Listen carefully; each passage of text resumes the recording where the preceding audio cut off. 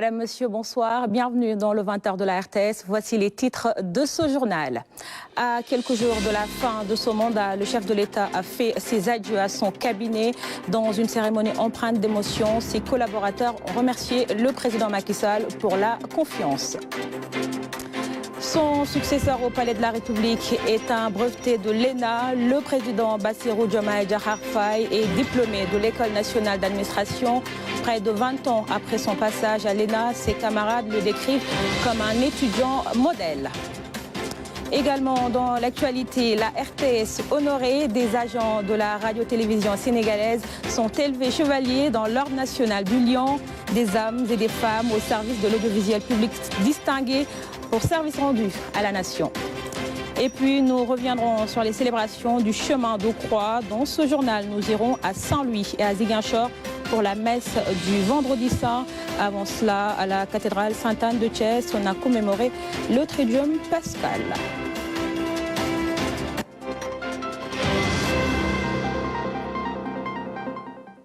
Les performances du Sénégal saluées par l'Union économique et monétaire ouest-africaine, reçues par le chef de l'État, le président de la commission de l'UEMOA a relevé les acquis réalisés dans le cadre du chantier Paix sous la direction du président Macky Sall. Dans la foulée, le gouverneur de la BCEAO a aussi été reçu par le chef de l'État, de même que la présidente de la Fédération pour la paix universelle. La synthèse d'Omar Ning. Le président de la commission de l'UEMOA est à Dakar dans le cadre du Conseil des ministres de l'Union. Au-delà d'un hommage au chef de l'État, les performances du Sénégal au sein de l'organisation étaient au cœur des échanges. C'était une occasion pour moi, au terme de son mandat, de le remercier pour le soutien qu'il a eu à m'apporter en tant que président de la commission de l'UEMOA. Un soutien aussi qu'il a apporté à toute l'Union pour le renforcement et la marche, disons, du processus d'intégration sous-régionale. C'est pourquoi d'ailleurs la conférence des chefs d'État lui a rendu un vibrant hommage à l'occasion de son sommet tenu récemment à Abuja.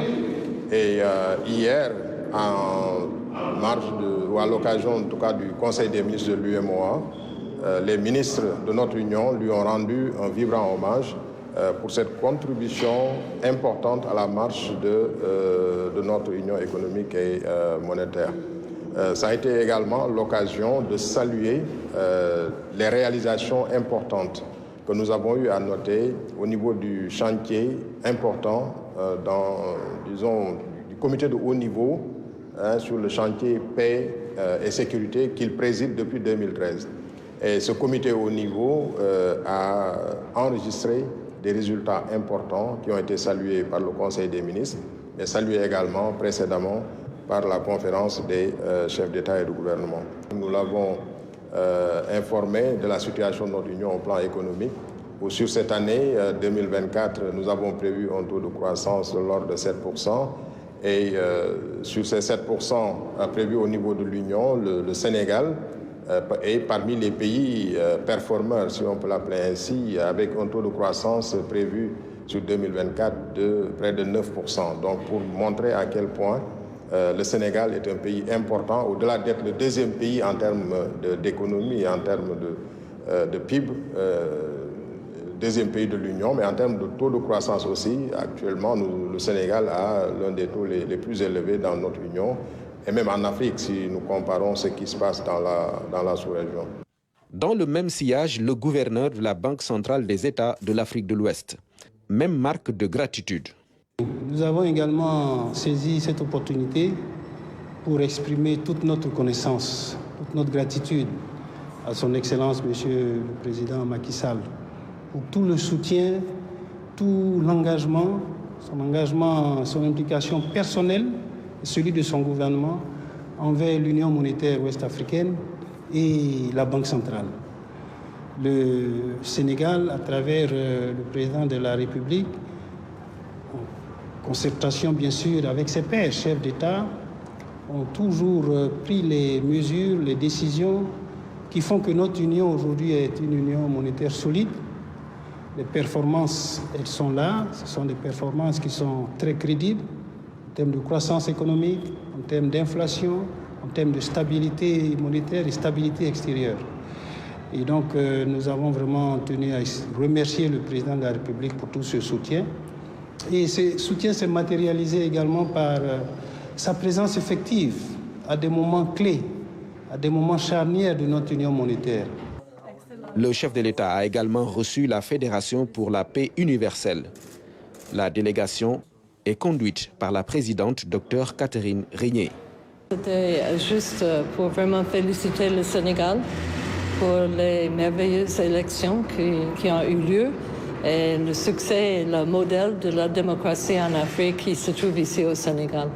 Et nous sommes très fiers de son Excellence Macky Sall pour son travail pour la paix pendant beaucoup d'années. Il travaille avec notre Fédération universelle pour la paix depuis des années et il a mené beaucoup de projets et beaucoup de dialogues pour avoir la paix dans différents pays du monde. On voulait le féliciter et aussi le souhaiter un très bon avenir. Nous restons au Palais de la République où le chef de l'État a fait ses adieux aux membres de son cabinet. La rencontre a été l'occasion pour le président Macky Sall d'exprimer sa satisfaction à ses collaborateurs pour leur contribution dans l'exercice de ses fonctions. De leur côté, les membres du cabinet ont remercié le président Macky Sall pour la confiance. Omar Ning revient sur cette cérémonie mémorable empreinte d'émotion. Pour une cérémonie d'adieu, l'émotion était vive. Le président Macky Sall a eu une dernière rencontre avec les membres de son cabinet. Directeur de cabinet, secrétaire général et autres personnels civils et militaires, tous ont eu des mots de gratitude et de reconnaissance à l'endroit du président Macky Sall. C'est des honneurs que vous nous avez donnés. Parce que entrer dans la présidence de la République, c'est sortir de la rue publique et entrer dans la véritable République. Nous devons être fiers de vous, fiers de nous, avoir la tête haute. Il n'y a pas de défaite possible, il n'y a qu'une victoire, c'est la victoire du Sénégal parce que vous avez toujours servi le Sénégal. Personne d'entre nous ne doit avoir honte de ce qui s'est passé. C'est la main de Dieu. C'est la main de Dieu. Ce qui s'est semé dans le cœur de tous les Sénégalais électeurs, ça c'est la main de Dieu. Il ne faut pas que quelqu'un d'entre nous regarde l'autre comme s'il n'a pas fait son travail. Il faut simplement retenir que notre pays est véritablement une démocratie authentique. Une démocratie où le choix souverain du peuple se manifeste à travers des élections libres, transparentes et démocratiques. Donc le choix du président élu a été le choix de la majorité des Sénégalais qui ont voté, qui ont exprimé une volonté. À partir de ce moment, il faut en prendre acte et rester démocrate. Et c'est ce qui a été fait. Le chef de l'État a adressé à ses désormais ex-collaborateurs un message de gratitude pour leur collaboration décisive. Je tenais à vous remercier individuellement et collectivement.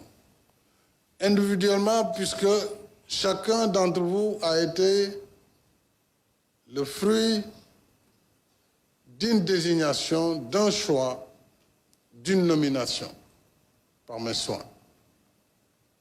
Sur la base de multiples considérations. Il y a parmi les membres du cabinet et du secrétariat général des personnes qui ne font pas de politique. Et tout cela dans une harmonie qui nous a permis tout au long de ces années d'imprimer une marche à la politique de l'État. Et donc si j'ai pu réussir ce que j'ai pu faire, qui n'a pas été contesté, ni par les acteurs politiques, ni par aucun acteur, puisque ce sont des réalités tangibles, palpables.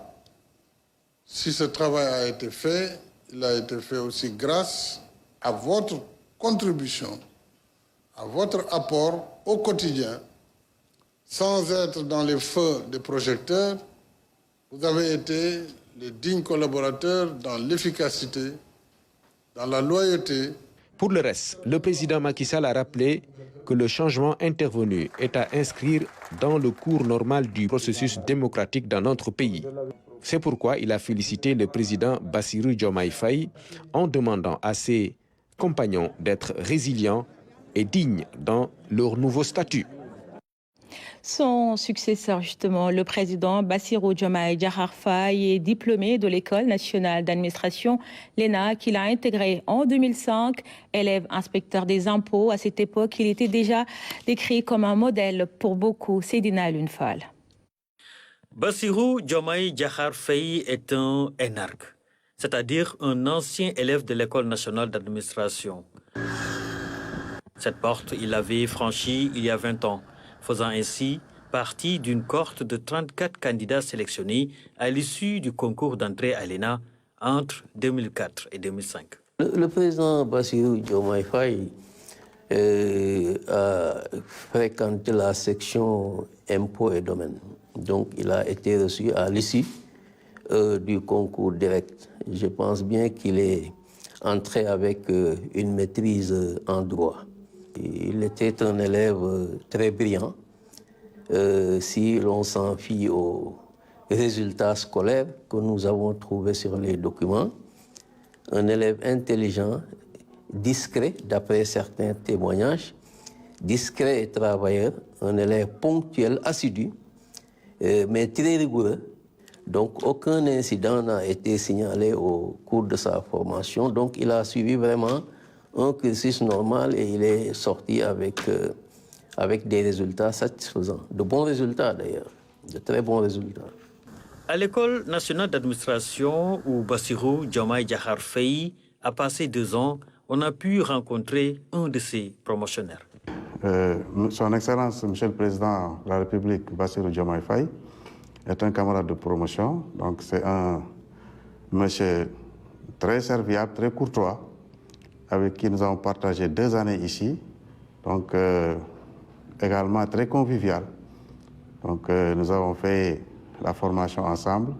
Ceux qui l'ont côtoyé à l'ENA ont gardé de bons souvenirs de l'élève inspecteur des impôts d'antan. C'était un élève qui était vraiment très calme, discret, à la limite même timide, mais qui est respectueux, toujours à l'heure. Il avait de très bons rapports avec ses collègues et avec le personnel. Et bon, il aimait aussi le football quand même. Des fois, on se rencontre au foyer pour regarder le match de football. Il a également été membre du jury en 2017 pour l'examen de sortie.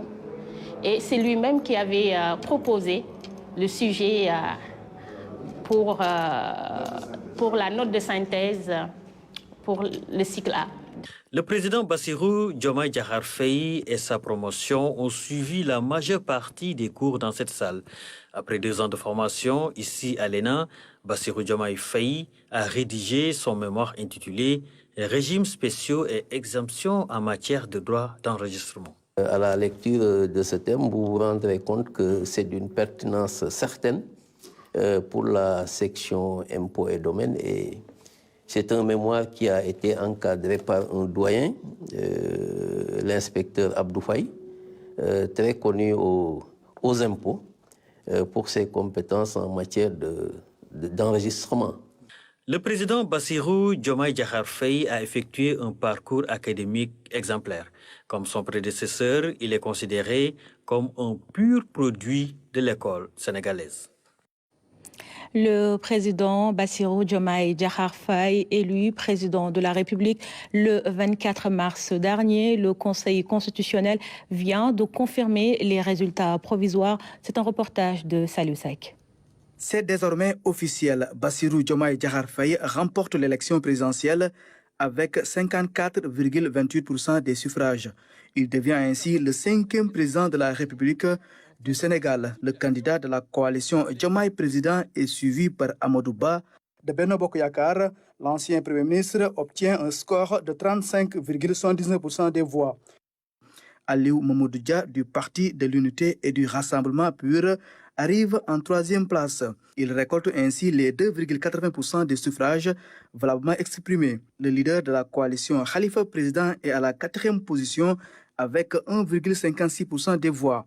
Après Khalifa Ababakar Sall viennent successivement Idrissa Seck 0,90%, Thierno Alassane Sall 0,58%, Boubacar Camara 0,52%, Ali Ngouille Ndiaye 0,47%, Papa Djibril Fall 0,41%, Serigne Mboup 0,36%, Daouda Ndiaye 0,35%, Déthié Fall 0,35%, Anta Babacar Ngom 0,34%, Cheikh Tidiane Dièye 0,34%, El Hadji Mamadou Diawo 0,33%, Mamadou Lamine Diallo 0,22%, Mohamed Boun Abdallah Dionne 0,19%, El Hadji Malick Gakou 0,14% et Habib Sy 0,7%. Ainsi, plus de 15 candidats à l'élection présidentielle du 24 mars dernier n'obtiennent pas 1% des suffrages. Ceci peut être expliqué par le fait que le vote des Sénégalais est basé sur la dualité entre Bassirou Diomaye Diakhar Faye et Amadou Ba. Autre constat, le nombre élevé des bulletins nuls, estimé à 33 991, et le taux de participation arrêté à 61,30%.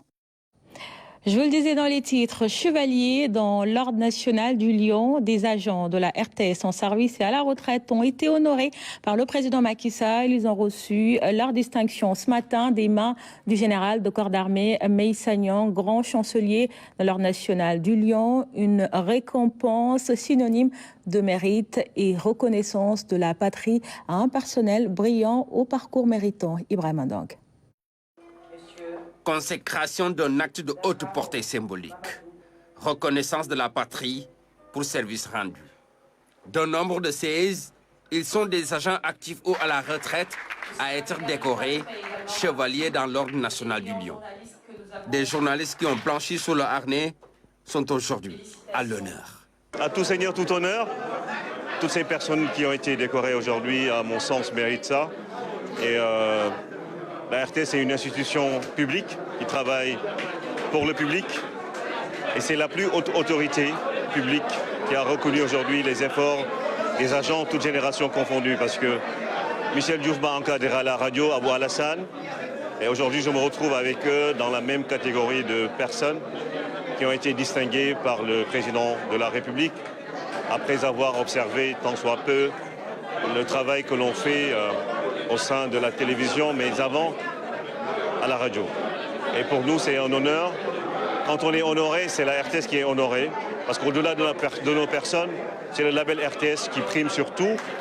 À côté des anciens, il y a aussi des jeunes talentueux qui continuent d'écrire les plus belles pages du paysage médiatique sénégalais. Recevoir cette prestigieuse distinction à ce stade de notre carrière, pour nous, c'est une médaille que nous porterons comme une sentinelle. Elle sera toujours là pour nous indiquer la voie du professionnalisme, de l'éthique et de la déontologie. C'est comme cela que nous prenons cette médaille à ce stade de notre carrière. Naturellement, c'est une distinction que je dédie à la rédaction, puisque c'est à la lumière de notre travail, de notre sacerdoce, que nous avons été décorés. Et si nous sommes à des stations qui nous permettent de travailler pour la RTS, de travailler pour le peuple sénégalais de manière générale, mais pour la nation, c'est par la grâce de M. le directeur général, Racine Talla, à qui forcément je dédie cette distinction.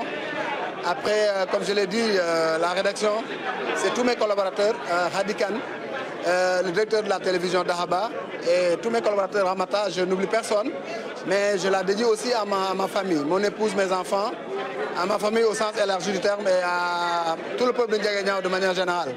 Nous sommes très fiers. C'est ce qu'un citoyen peut attendre d'un État, travailler et être reconnu à un moment de sa trajectoire professionnelle.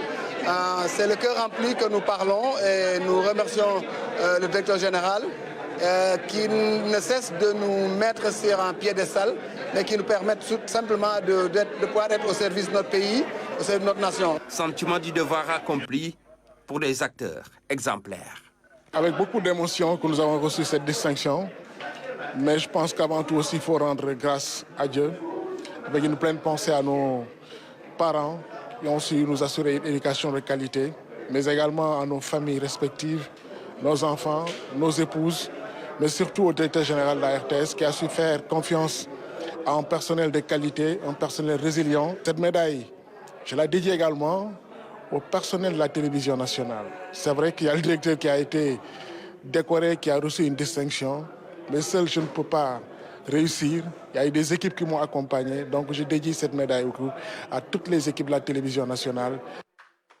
Des hommes et des femmes de la RTS bien distingués dans l'exercice de leurs fonctions.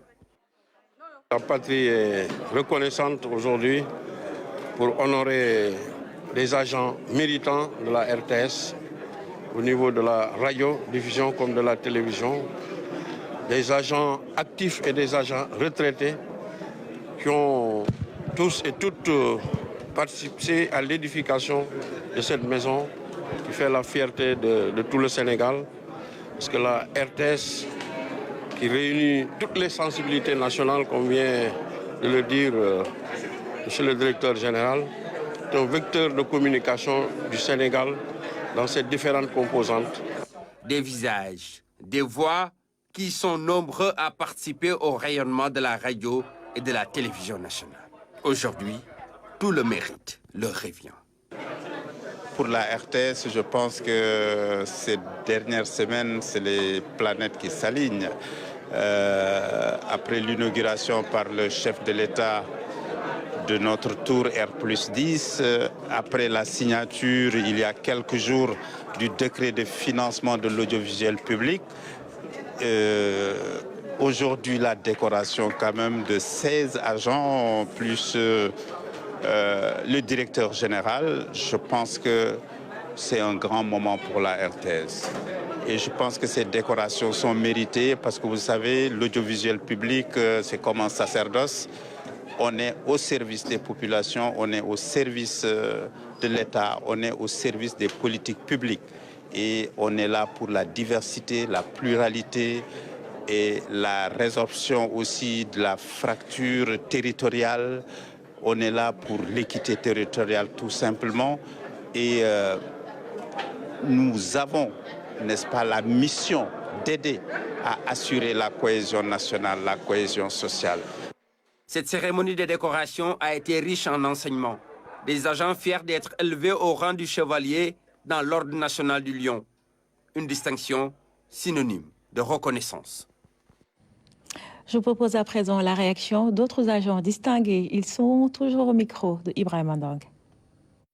C'est un sentiment mélangé. On peut éprouver de la fierté, éprouver parfois même un peu d'orgueil, mais surtout de l'humilité quand on pense à tous ces gens qui ont servi la nation sénégalaise ou qui puissent se trouver, qui auraient pu être aujourd'hui à notre place, mais bon, pour des raisons exceptionnelles, comme on a dit, c'est un groupe qui a été choisi, d'autres suivront et d'autres et d'autres, puisque le processus de construction nationale est un long processus. Moi qui vous parle, j'ai commencé par l'éducation nationale, je suis venu à la RTS, je continue à l'enseignement supérieur.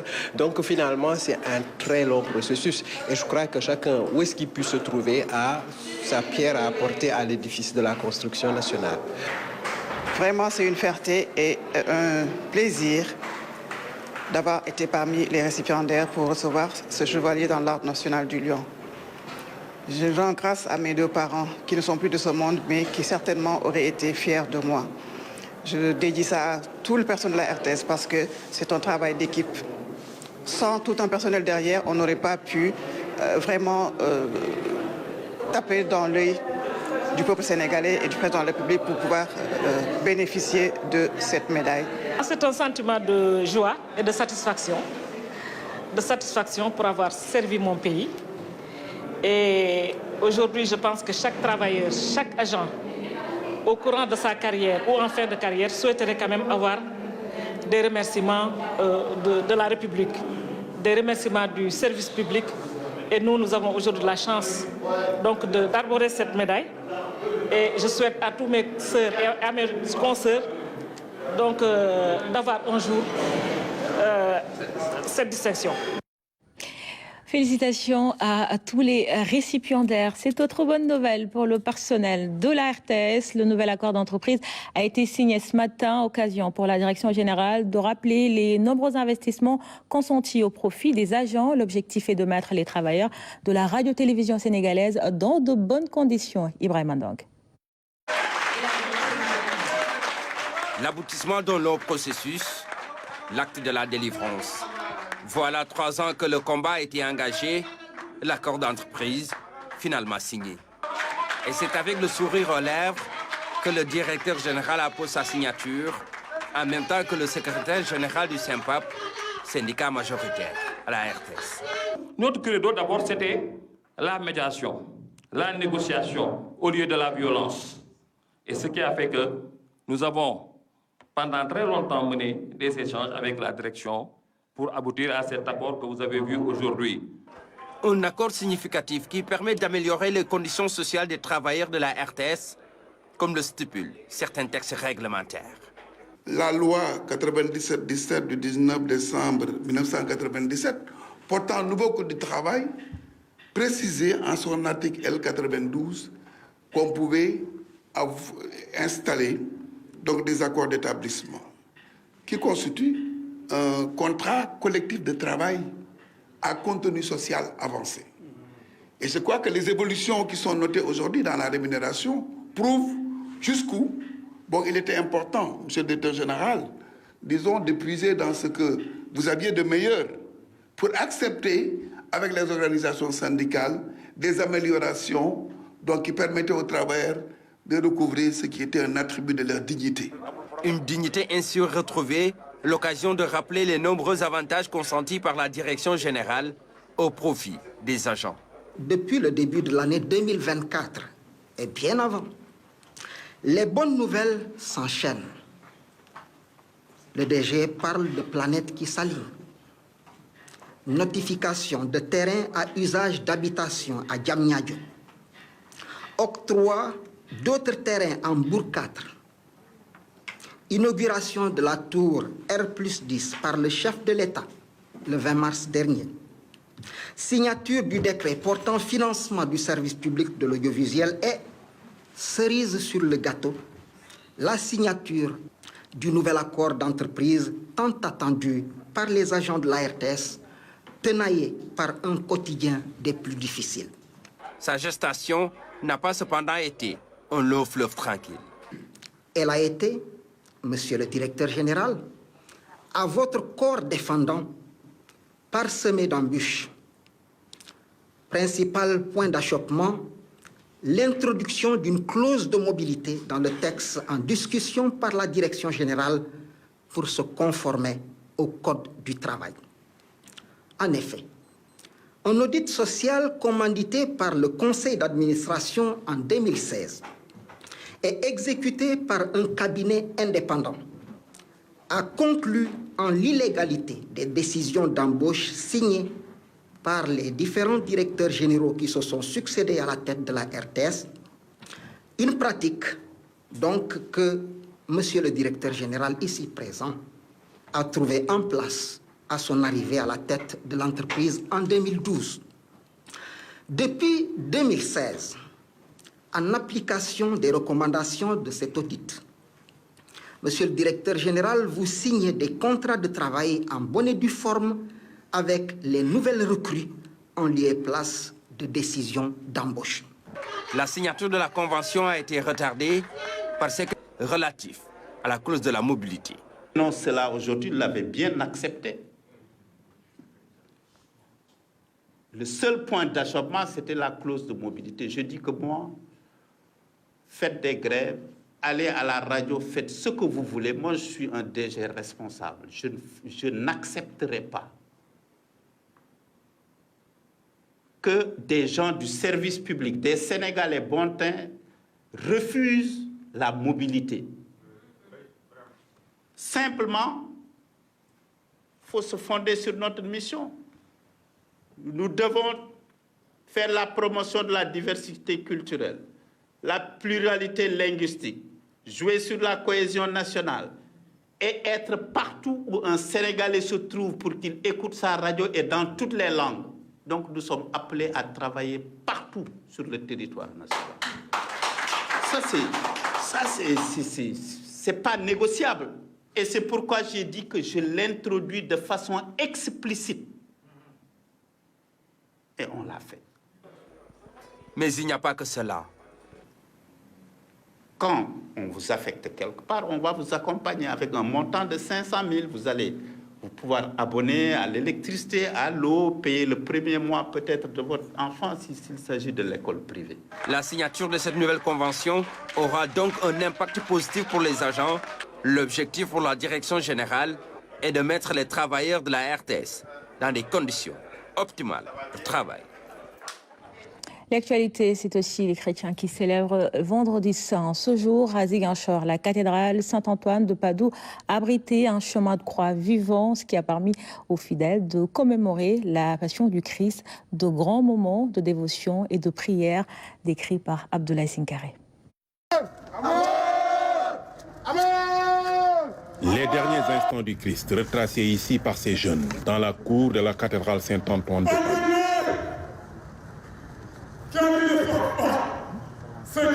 Aujourd'hui, nous avons ce qu'on appelle un chemin de croix vivant, ici même à la cathédrale.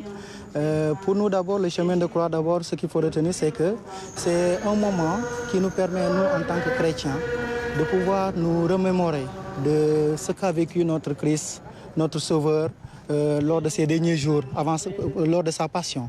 Et le chemin de croix nous rappelle toujours les souffrances que le Christ lui-même a vécues sur le chemin du Golgotha. Et nous, en tant que fidèles chrétiens, c'est pour nous une occasion de nous ressourcer, mais également de prier. En ce vendredi saint, les fidèles sont venus nombreux commémorer la passion du Christ. Lui qui a donné sa vie pour le salut de l'humanité. C'est le jour où Jésus est mort sur la croix. Donc on fait une commémoration. Donc, il a fait une procession jusqu'au calvaire et il a donné sa vie pour nous. Et aujourd'hui, on est en train de le commémorer. Il est mort, ce n'est pas seulement pour les catholiques, il est mort pour le monde entier. Le vendredi saint, c'est pour les chrétiens un jour qui les permet de se rappeler de la passion du Christ, d'où le Christ, de sa condamnation jusqu'à la mort sur la croix. Il a été crucifié le vendredi et nous allons vivre à partir de cela, nous allons vivre dans un temps d'espérance jusqu'au jour de la Pâque, où il va ressusciter d'entre les morts. Aujourd'hui, en méditant les différentes étapes qui ont ponctué sa marche vers le Golgotha, tous et chacun personnellement, nous sommes conviés à ouvrir large notre cœur à l'amour de Dieu et à l'accueillir pour l'incarner dans nos différents milieux de vie, au cœur de nos activités quotidiennes. Le chemin de croix est aussi un moment de prière. Les fidèles ont surtout prié pour un Sénégal de paix et de prospérité. Le Vendredi Saint a également vécu dans la foi et la ferveur à Saint-Louis avec le chemin de croix, une démarche de foi qui rappelle aux fidèles catholiques la souffrance du Christ. Abdouad. Ils sont appelés à cheminer dans les pas du Christ. Ce vendredi saint, les fidèles catholiques ont emprunté la corniche Sindoni pour suivre la croix. Une démarche qui éveille en eux un sentiment de compassion et de gratitude envers le Seigneur. C'est ma première fois de vivre ça ici à Saint-Louis. Et ce que j'ai vécu, c'est vraiment priante. Et je me dis que voilà, si c'est la même chose pour tous les chrétiens, je vois que le Christ, il est mort et le dimanche, il sera ressuscité avec nous. À chaque station, c'est la méditation en mémoire des souffrances du Christ.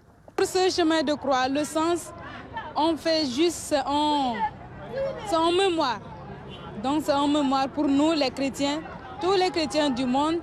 Aujourd'hui, c'est en mémoire pour nous de revenir sur nos pas du Christ, le Christ que lui-même, il a institué l'Église catholique. Et donc de temps en temps, on fait en mémoire pour se rappeler de ce qu'il a vécu. Tout chrétien doit passer par là. Si on a la foi, on doit passer par là, la souffrance. Parce que nous croyons à la résurrection du Christ et nous croyons aussi que nous ressusciterons un jour.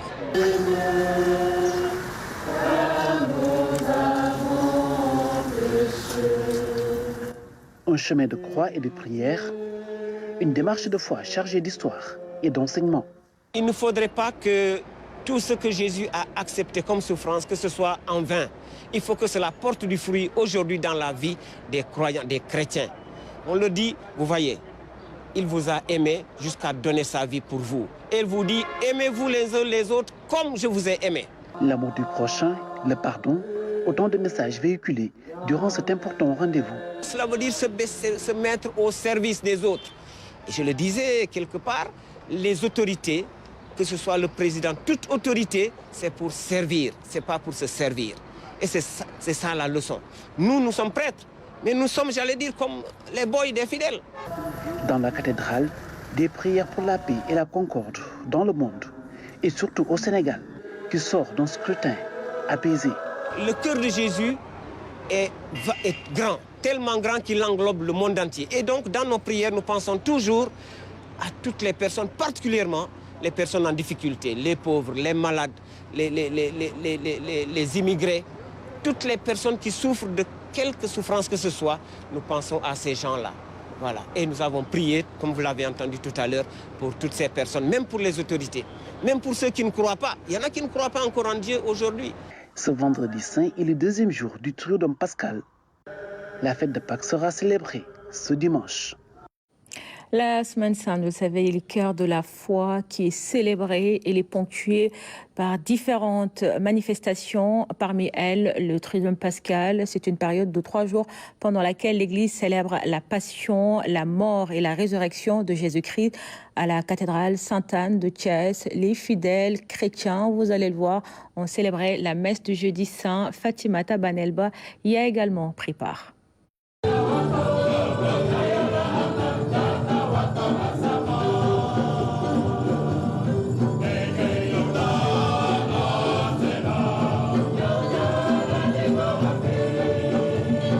Ils étaient nombreux, les fidèles chrétiens, à venir célébrer le jeudi saint, premier jour qui marque le Triduum pascal.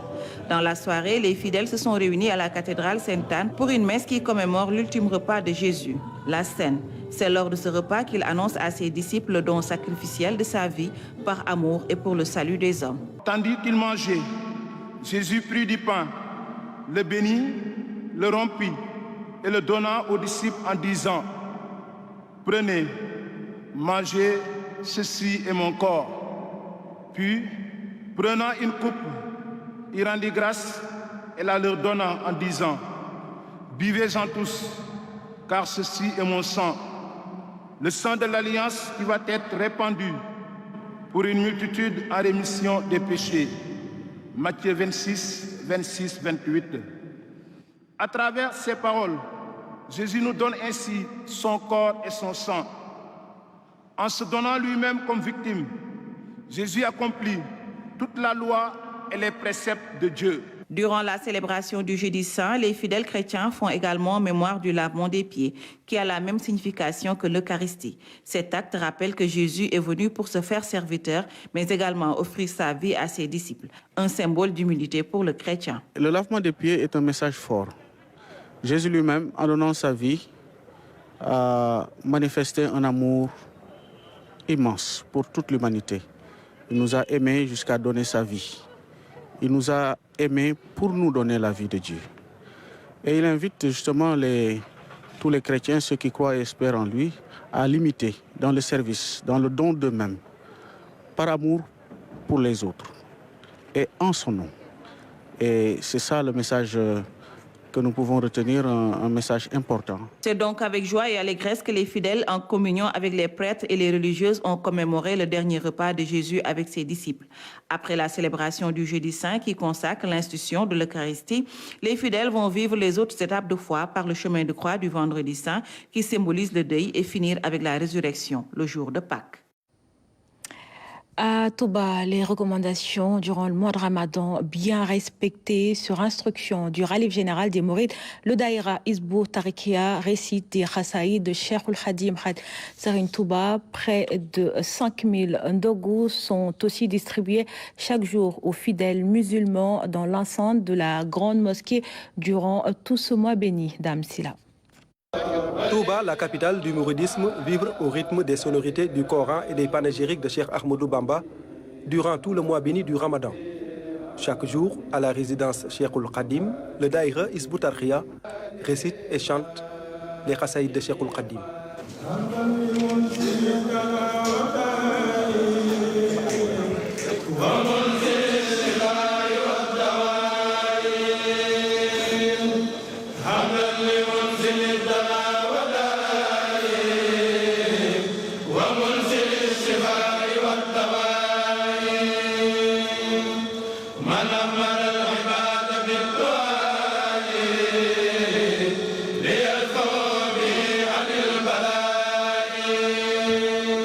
Ce récital du Saint-Coran et des Khasaïd durant le mois béni du Ramadan, communément appelé Foulk, perpétue l'œuvre de Cheikh Ahmadou Bamba qu'il avait initiée durant son séjour à Diourbel. Sur instruction du calife général des Mourides, Serigne Mountakha Bassirou Mbacké, le Foulk est aussi organisé à Touba, capitale du mouridisme. Hizbut Tarqiyyah a l'honneur donc de recevoir du vénéré calife la recommandation d'organiser cela. Mais je pense que c'est une organisation pour laquelle tous les frères condisciples peuvent se retrouver. Parce que chez Mohamed Mountakha, quand il donne des recommandations, en général, c'est des recommandations qui peuvent aider tout disciple à savoir comment il doit vivifier le mois béni de Ramadan. Parce que le mois de Ramadan est un mois qui était honoré par Khadim Rassoul. Il l'accueillait, il l'honorait, il aidait, il offrait des réjouissances. Il offrait donc toutes les formes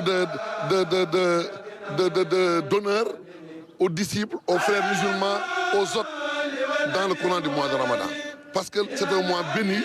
À Touba, c'est aussi la distribution d'Indogou durant le mois béni du Ramadan.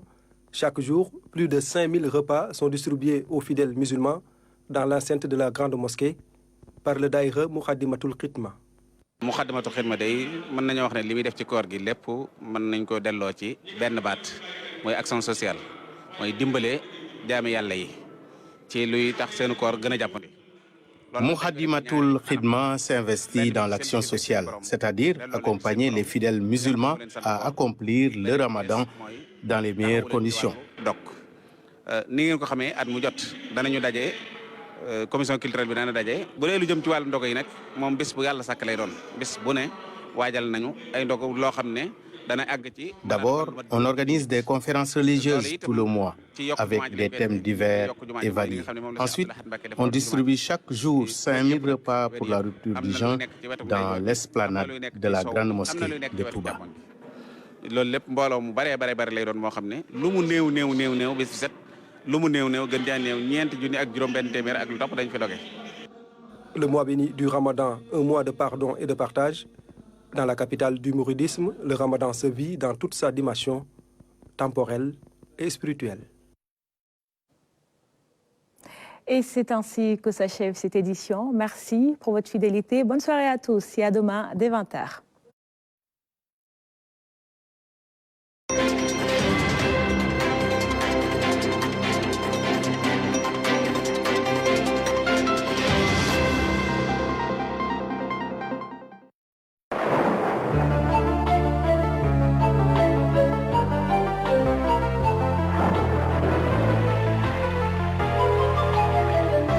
Toujours un plaisir de vous retrouver, chers amis téléspectateurs, pour votre bulletin météo de la NOCIM. Un avis est en vigueur. Il s'agit d'une houle dangereuse qui va dépasser 3,5 mètres sur toute la côte. Houle qui déjà est de mise et qui va persister donc jusqu'au lundi soir, disons à 18 h. C'est juste au-delà de cela que la mer commencera à devenir plutôt calme. Et donc, vigilance est de mise par rapport aux usagers qui vont emprunter la mer. Pour en venir à l'animation satellite, nous verrons qu'un ciel plutôt peu chargé en nuages est attendu au courant de la nuit, avec une alternance d'éclaircies et de passages nuageux sur le pays, avec des vents qui vont souffler également depuis le nord, disons depuis l'océan sur les zones côtières, et un vent plutôt de sud-est voire est sur la partie orientale du pays. Donc au courant de la nuit, nous verrons que les prévisions mettent en exergue des températures vraiment basses attendues sur l'axe Saint-Louis allant jusqu'à Mbour, avec les températures les plus faibles attendues aux alentours de Louga, là où 16 degrés seront enregistrés au courant de la nuit allant à demain matin, une température de 18 degrés vers Dakar, Thiès, mais aussi Saint-Louis, donc le littoral nord, avec Mbour qui aura exactement 19 degrés au courant de la nuit. Donc voici les températures les plus basses attendues, et plus vers le centre, nous verrons que ce cela va hausser progressivement des températures de 20 degrés, voire 24 comme à Kaffrine. Et dans l'est du pays, c'est plutôt une chaleur nocturne et matinale qui va y être ressentie. Des températures qui vont atteindre 27 degrés entre Matam et Bakel. Et entre Tambacounda et Kédougou, les températures ne baisseront pas en dessous de 28 degrés. Donc voici les températures les plus élevées qui seront enregistrées au courant de la nuit et seront donc enregistrées dans la partie est. Et demain dans la journée, toujours dans cette même partie est du pays, on va retrouver les températures les plus élevées. Des températures de 43 degrés entre Matam, Bakel jusqu'à Kédougou. Température de 40